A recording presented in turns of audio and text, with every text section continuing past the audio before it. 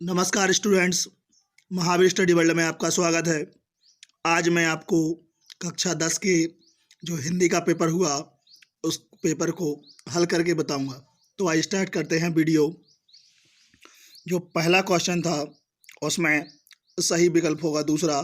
मुंशी प्रेमचंद्र का गोदान प्रसिद्ध उपन्यास है। पहले प्रश्न के खा वाले में कृतियों में से किसी एक कृति के रचनाकार का नाम लिखना है। पहली कृति जो प्रतिशोध है, इसके लेखक हैं हरिकृष्ण प्रेमी। दूसरी वाली कृति के लेखक हैं भगवती शरण चरण वर्मा। आवारा मसीहा इसके हैं विष्णु प्रभाकर ठूठा। इसके हैं भगवती शरण उपाध्याय। जो पहले का गा है लहरों के राजहंस, ये नाटक विधा है। जो चौथा प्रश्न है घा जयपराजय, इस रचना के लेखक श्याम नारायण पांडे हैं। और पांचवा प्रश्न जो राजेंद्र यादव की प्रतीक्षा, वो विधा कहानी विधा से ली गई है। अगला जो प्रश्न है दूसरे का रीति काल के दो कवि तो पहले हैं बिहारी, इन्होंने लिखी है बिहारी सतसई, और दूसरे हैं केशवदास जिन्होंने लिखी है रामचंद्र का। छायावाद की प्रवृत्तियों की बात करें तो पहली प्रवृत्ति होगी श्रृंगार और प्रेम की वेदना। दूसरी होगी प्रकृति का मानवीकरण। जो दूसरे का गा प्रश्न है खुशबू के शिलालेख, तो वो आधुनिक युग की रचना है। प्रश्न नंबर 3 का जो एक गद्यांश है, ये गद्यांश मित्रता नामक पाठ से लिया गया है और इसके राइटर हैं रामचंद्र शुक्ल। इस गद्यांश से किसी एक नीचे दिए किसी एक प्रश्नों का उत्तर देना है। दो गद्यांश दिए हैं, तो पहला प्रश्न है उपर्युक्त गद्यांश का संदर्भ। तो लिख सकते हैं हम कि जो प्रथम जो गद्यांश है मित्रता नामक पाठ से लिया गया है और इसके राइटर रामचंद्र शुक्ल हैं। दूसरे प्रश्न में रेखांकित अंश की व्याख्या के लिए कहा गया है। तो इस गद्यांश के माध्यम से शुक्ल जी कहना चाहते हैं कि सहायता करना, उत्साहित करना व मनोबल बढ़ाने वाला का कार्य आपका मित्र ही कर सकता है। वह व्यक्ति जो स्वयं भी दृढ़ इच्छा शक्ति वाला हो, परिश्रमी हो, और वो आपकी इतनी दृढ़ इच्छा शक्ति को बढ़ा दे कि आप अपनी सामर्थ्य से अधिक कार्य कर जाएं, अर्थात जो आपने सोचा ना हो वो भी आप कार्य करने की क्षमता आपके अंदर हो जाए। प्रश्न नंबर 3, हमें किस प्रकार के मित्र को महत्व देना चाहिए? तो हमें ऐसे मित्र को महत्व देना चाहिए जो दृढ़ इच्छा शक्ति वाला हो और अपने मित्र के मनोबल को बढ़ाए और उसे साहस प्रदान करे। इसी क्वेश्चन के अथवा में दूसरा गद्यांश दिया है। तो उसका जो पहला क्वेश्चन होगा संदर्भ, तो ये भारतीय संस्कृति से लिया गया है और इसके जो लेखक हैं वो राजेंद्र प्रसाद हैं। प्रश्न नंबर 2 में रेखांकित अंश की व्याख्या करनी है। जैसे गद्यांश में लिखा है कि विज्ञान ने मनुष्य के हाथों में अद्भुत शक्ति और अतुल शक्ति प्रदान की है। तो इसका मतलब है कि आज का समय विज्ञान का समय है या विज्ञान का युग है और वैज्ञानिक आविष्कारों ने मनुष्य की शक्ति को कई गुना अधिक बढ़ा दिया है। प्रश्न नंबर 4 में पद्यांश दिया है जिसकी संदर्भ सहित व्याख्या की है। तो ये पद्यांश रसखान द्वारा रचित सवैये से लिया गया है। इसमें रसखान जो हैं श्री कृष्ण भगवान के प्रति अथाह प्रेम रखते हैं और उनसे जुड़ी वस्तुओं से भी प्रेम रखते हैं, और वो कल्पना करते हैं, उनकी इच्छा है कि अगले जन्म वो श्री कृष्ण भगवान के सानिध्य में रहें। जैसे लिखा है मानस हो तो वही रसखान बसों ब्रज गोकुल ग्वारन बारन। रसखान कहते हैं कि यदि मैं अगले जन्म में मनुष्य बनूं तो मैं ब्रज गोकुल के गांव ग्वाल बालों के साथ ब्रज गोकुल में निवास करूं। जो पशु हो तो कहाँ बसूँ, यदि भगवान मुझे पशु बना दे तो मेरा उसमें कोई बस नहीं है। चलो नित नित नंद की धेनु जो मझारन, और यदि मैं पशु बन जाऊं तो मेरी आशा है या इच्छा है कि मैं नंद बाबा की गायों के बीच में चरूं। और यदि पाहन हो तो वही गिरी को, यदि मैं पत्थर बनूं तो मैं उसी पहाड़ का बनूं जो धरे छत्र पुरंदर धारण, जो भगवान श्री कृष्ण ने अपने उंगली में धारण किया था, अर्थात गोवर्धन पर्वत का वह पत्थर बनना चाहते हैं।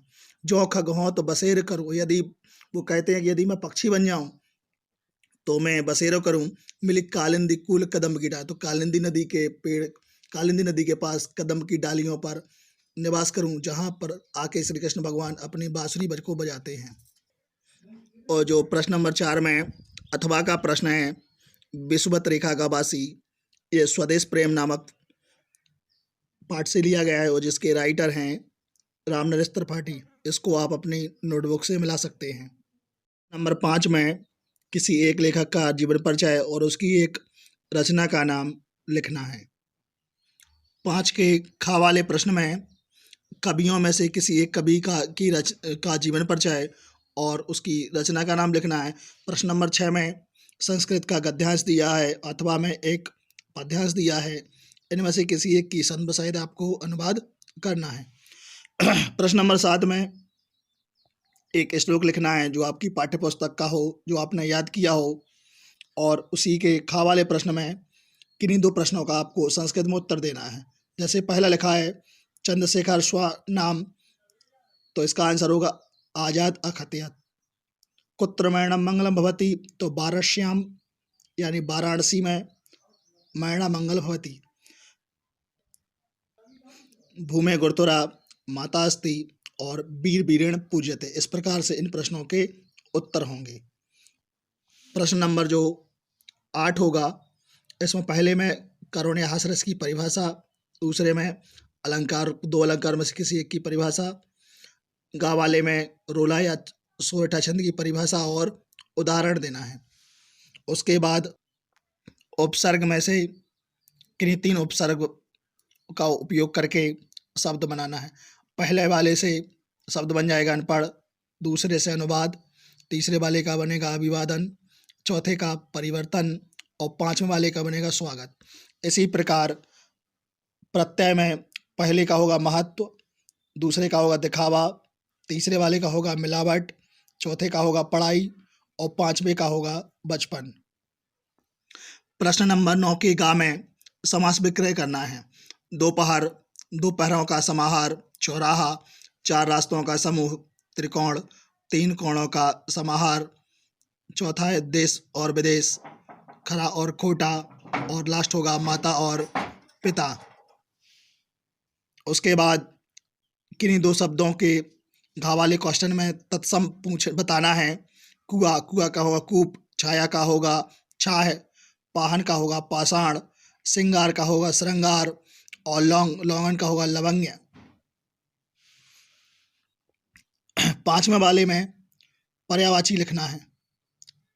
कमल के होंगे पंकज और जलज, क्रोध का होगा गुस्सा और रोष, दिन का होगा बार दिवस, नदी का होगा सरिता तटनी, पक्षी का होगा खग नवचर। प्रश्न नंबर 10 में किन्हीं 2 में संधि करना है और संधि का नाम बताना है। तो ये जो चारों उदाहरण हैं, ये यण संधि के उदाहरण दिए हैं। जैसे कि मैं आपको वीडियो के माध्यम से बताऊंगा, आप लोग देख पा रहे होंगे कि इनको मैंने हाइलाइटर से चारों जो दिए गए थे क्वेश्चन, उनको हाईलाइट करके आपको बताया है और आंसर भी दिए हैं। अगला जो प्रश्न होगा, प्रश्न नंबर 10 के ख वाले में निम्नलिखित शब्दों के पंचमी विभक्ति द्विवचन का रूप लिखना है। तो सबसे पहले जो मति है, मति वाले का होगा मतिभ्याम, और उसके अथवा में दिया था नदी, तो नदी का होगा नदीभ्याम, फल का होगा फलाभ्याम, और लास्ट है मधु, मधु का होगा मधुभ्याम। और उसके बाद गा वाले प्रश्न में किन्हीं 2 की धातु लकार, पुरुष तथा वचन का उल्लेख करना है। तो पहला है अहसाव, अहसाव का जो धातु होगी वो होगी हस, लकार होगा लंग लकार, पुरुष होगा उत्तम पुरुष, और वचन होगा द्वितीय। उसके बाद है पठिष्यामि। तो पठिष्यामि वाले का होगा लट लकार, धातु होगी पठ और वचन होगा प्रथम, पुरुष होगा उत्तम। उसके बाद लिखा है हसेयु। हसेयु होगा विधिलिंग लकार, वचन होगा बहुवचन, धातु होगी हस और पुरुष होगा प्रथम पुरुष। उसके बाद है आपठत। आपठत का होगा लंग लकार, पठ धातु होगी, प्रथम पुरुष होगा, एक वचन होगा। 10 के घा वाले प्रश्न में 2 वाक्यों का संस्कृत में अनुवाद करना है। तो पहला वाक्य है हमें अपने कर्तव्य का पालन करना चाहिए। तो वयम स्वकर्तव्यम पालनम करणीयम। दूसरा है विनय मनुष्य का आभूषण है, तो विनय ही मनुष्याणाम आभूषणम अस्ति। अगला है भारतीय संस्कृति उदार और गतिशील है, तो भारतीय संस्कृति उदार च गतिशीला अस्ति। और चौथा वाला है सदाचार की रक्षा करना चाहिए, तो सदाचार से रक्षित। क्वेश्चन नंबर 11 में एक निबंध करना है और क्वेश्चन नंबर 12 में आपको अपने ज़िले के अनुसार, जिस ज़िले में जो खंड काव्य पढ़ाया जाता है उस खंड काव्य के अनुसार आपको उसका उत्तर देना है। जैसे कि ललितपुर ज़िले में ज्योति जवाहर खंड काव्य पढ़ाया जाता है, तो ज्योति जवाहर खंड काव्य के अंतर्गत आपको ज्योति जवाहर खंड काव्य के नायक पंडित जवाहरलाल नेहरू का चरित्र चित्रण करना होगा। इस प्रकार आपके पूरे पेपर का सॉल्यूशन मेरे चैनल के माध्यम से दिया गया। यदि आपको वीडियो अच्छा लगे तो वीडियो को लाइक करें, चैनल को सब्सक्राइब करें और बेल आइकन भी दबाएं, जिससे आने वाले वीडियो की नोटिफिकेशन आपको मिल सके।